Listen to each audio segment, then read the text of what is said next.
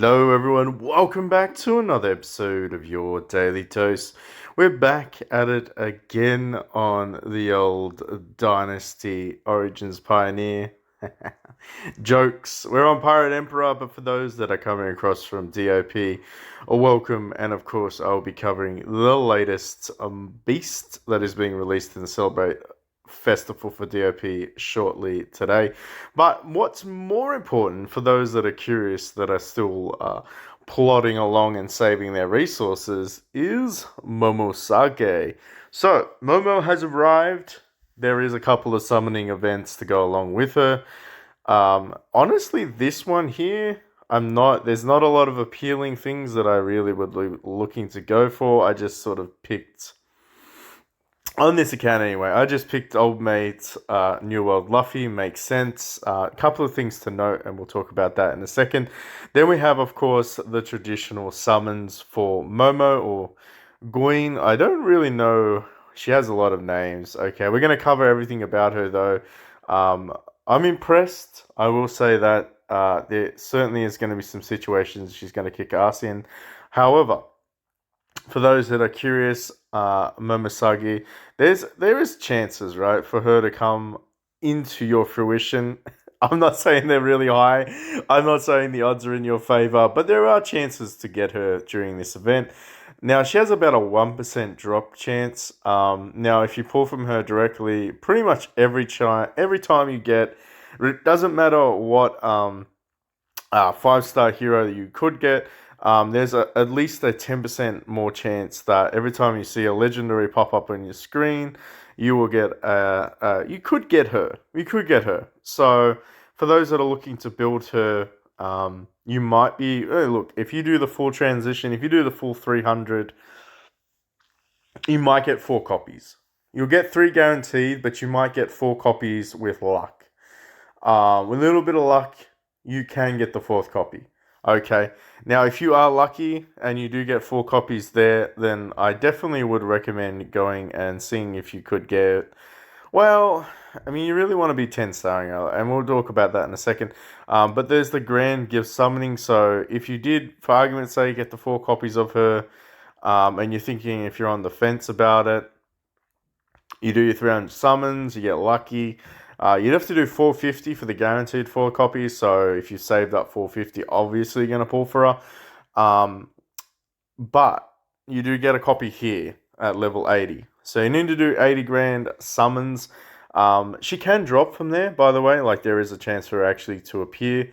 It's a very small window, so yeah, don't bank on that one. But you do get the guaranteed after 80, which is, it's fine. It is what it is. Her upgrade's pretty stock standard. Once you get her to 10-star, you get that free copy, which means you're probably, I mean, you might be in the position, if you get really lucky with your summons, to 11-star her. And of course, she does get increased statistics after that. Lucy is her resource. So for those that want to build her, go over to the Marines. You will need Lucy, which is interesting because this guy needs Mr. Glinklint, right? And he's technically an elite copy, whereas Lucy's not really an elite copy, so it's interesting. Anyway, fun fact. You only need 1 Lucy copy. I actually have a lot of Glint lying around. If I ever wanted to build Zephyr on this account, I think we could probably pull it off. I won't, though. I'm not going to pull it on this one. But anyway, that is pretty much her in a nutshell, how to acquire her. Star up plan. For those that want to build Lucy, you can only get the 9-star of them because, again, this is something that maybe some players don't know. If they have 3 abilities down here, that means they can only go to 9-star. And I need to build 9-star food anyway, and I have so much. It's ridiculous how much I have in the. Let's just show you. It's redonkulous. I have so much crap here, and in my bags too. Like, it's fine. I'm going to build him the 9-star and then use that as food to 10-star someone else down the track. But I thought we could get some additional rewards. Mainly the yummy copies, the extra grand summons was what I was after. Now, of course, if you do want to spend a little bit, this will be available for the first week. And then the second week, I think this gets upgraded to something else. So there is that. Value, yeah, sure, there's some value there. You can get some shards of her and Shira. Um, Ironically, there's no other ones in there, so no Big Mama, no Zephyr, no Kaido. So yeah, I mean, look, if you get lucky, you get lucky, right? You never know. It's like a 0% drop chance. I think it's like a 0.1% drop chance to get that from the chest, but yeah, good luck. Anyway, upgrades, we have this back again. So if you are pushing for that 10 star, you will get, of course, the legendary Supercraft, and you'll get some lucky summons as well. Sign-in gifts, you actually get 10 extra on day number 7. So in total, you get, I think, 14 or 13 or 14 of these. So if you're a free-to-play player, save those up for Christmas. And we're going to talk a little bit about that anyway. So if you're going to be whaling for her, is she actually worth it? How does she synergize? And what are some of her statistics? So Momo is a killer. She is a killer. I really think that she's going to have a very viable place in the future. But it would not necessarily be a traditional team. So Momosaki stands in the center of the battlefield and covers herself with the Armament Hakai. Essentially, she is a mage, so she does mage damage, even though she's a support. Remember, this is important. She does magic damage. Okay, so we need to remember that for later. She does magic damage to all enemies and has a 25 chance to inflict discord. So for those that are familiar with what discord does, basically it forces the enemy to only use their normal attacks. They can't use their special attacks on male enemies. Key point on male enemies. So 25% chance to inflict discord on male enemies for 2 rounds, and 25% chance to inflict sluggish on female enemies for 2 rounds. So she is a support hero, but she has an ability to shut down the enemy team for 2 rounds, male or female. Kind of good when you think about it. And I guess you have to think of this in a holistic point of view as well. And as we deep dive into it, depending on which ghost you're running, so if you have and have leveled up this guy, the Onigashima, far out. If you leveled up Oni does Discord. So that's a 30% chance to inflict Discord on each unit for 1 round. Of course, if you are running this team, you'll know that Doflamingo also has a Discord ability. And I guess it's important to talk a little bit about it too. So Discord, units with this status will use normal attacks to attack friendly units when they act, lasting 2 rounds. So basically it stops them, it shuts the enemy team down and causes them to do damage to each other. It's important to think of it in that sense that if you are going to run this hero, what role is she going to play? So she's a disruptor. She's a very disruptive hero. She either makes the enemy team attack themselves or basically puts sluggish on them, which prevents them from attacking. Very important to notice. But she also does magic damage, which we'll remember for later. Her passive ability is again very fucking, well, I shouldn't say the F word, very flipping interesting. So Murasaki has HP up, attack up, but all female allies, including Akama, I actually, we're gonna have to have a look who Akama is, gain spur effect.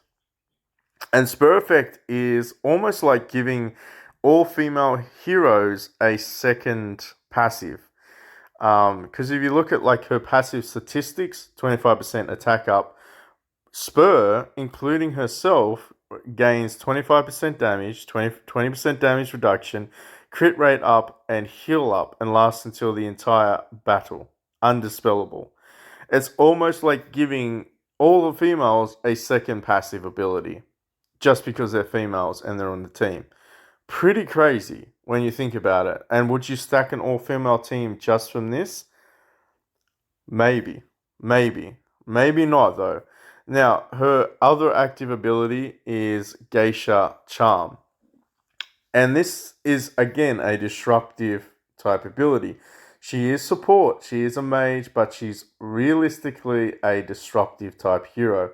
All female allies gain Okama, including Okama, gain Enchanting Surge for 4 rounds. All males gain Blood Pumping for 4 rounds. All female enemies has a 50% chance to get Envy, and all male enemies have Obsession inflicted upon them for 2 rounds. So it's a 1 in 5 chance. So, you flip a coin, chances are one of the males or females on the enemy team is going to be inflicted by Envy or Obsession.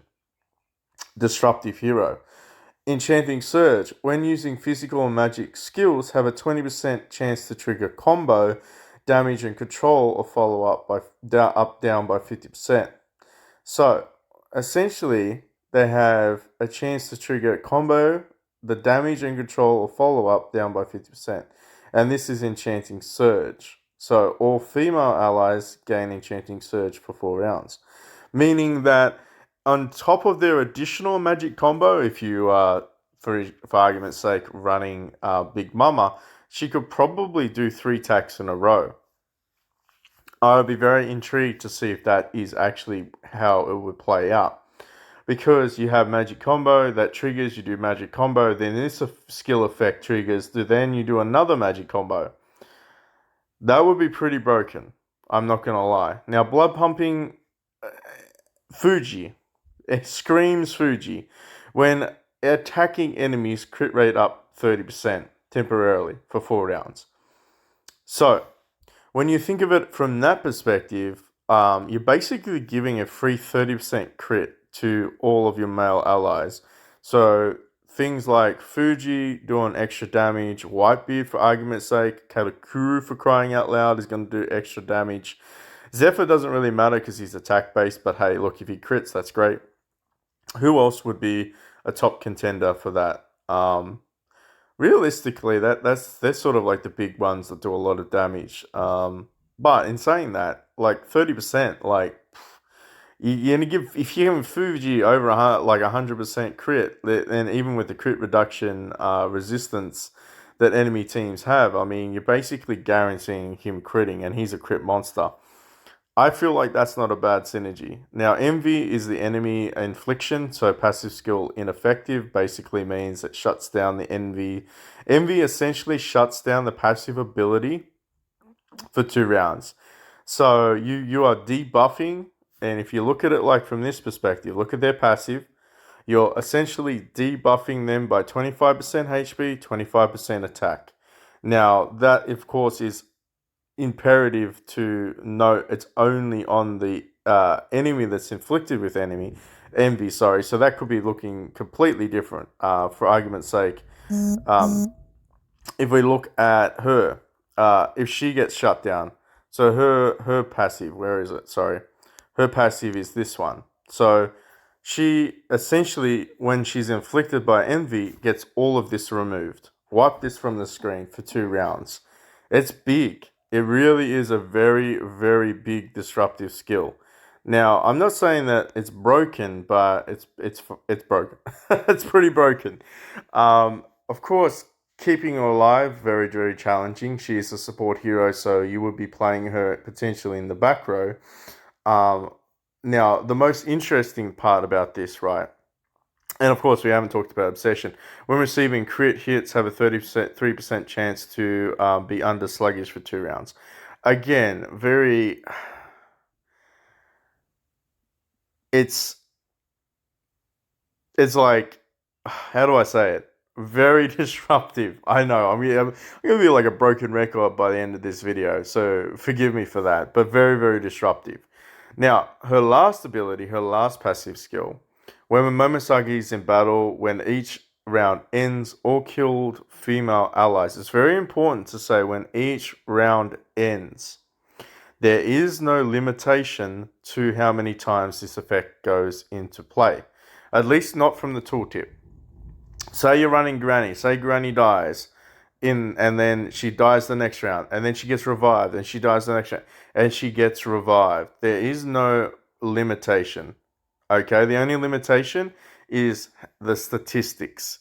78% chance to be revived, up to 10% HP, 25%, 15% damage of effect the last 2 rounds. Damage up is 25% extra damage for 2 rounds.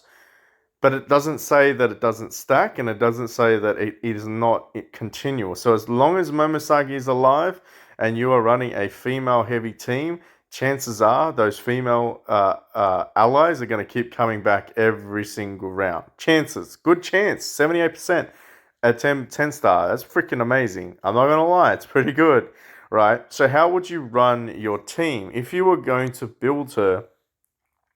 Arguably, being a very expensive hero to build, who would you run?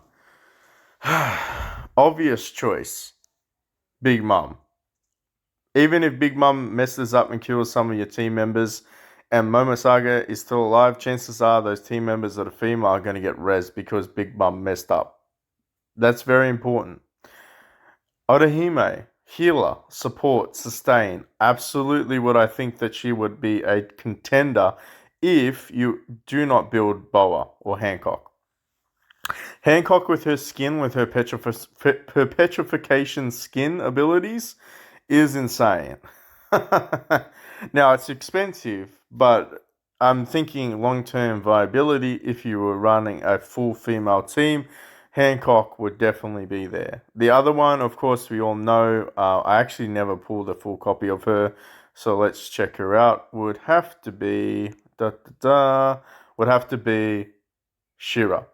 So you would either run Orihime or Shira as the support. We don't need more than one healer. So we run her, we run Boa, we run Big Mama, we have her. The other thing that I'm thinking of would be, who do you run as a tank? And the obvious choice is Yamato. Yamato slot 1 works perfectly fine as a tank. She does good damage, obviously, but Big Mama would be doing the damage with you. Hancock would be doing the damage, of course, supporting as well. And then you have your main support, which is going to be Shira, who also does blood loss. So she does do damage, but she's there to mitigate and essentially keep everyone alive.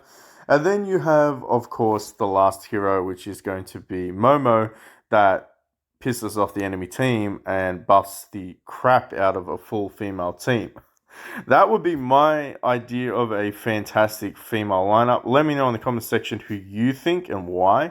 So for me, it's Big Mama, it's going to be Shira, it's going to be Boa, it's going to be Momo, and it's going to be Yamato as the lineup. And I think that that would be pretty diverse. And I definitely think you could run the female version of a rainbow better than any other sort of formation, if that makes sense too. You could potentially substitute Granny in there to keep everyone alive. She does do some interesting abilities. I don't think she's necessary though, because Shira kind of replaces all supports in that sense. I think Shira would be a much better fit, but exceptionally expensive to build this team. Now, if you were to run her in any other sort of capacity, she probably doesn't fall off. Well, she falls off to a degree because she's still a very disruptive hero. I believe she'd still be relevant in a lot of teams. But she really wouldn't excel if there wasn't at least two other female characters. So that's where we kind of come up stuck, because most players that built Big Mama might not be building her because they want a full Marine team, or a full Emperor team, I should say. So if you were to slot her in an Emperor team, she would synergize with those that run Fuji, like a 4-1 team.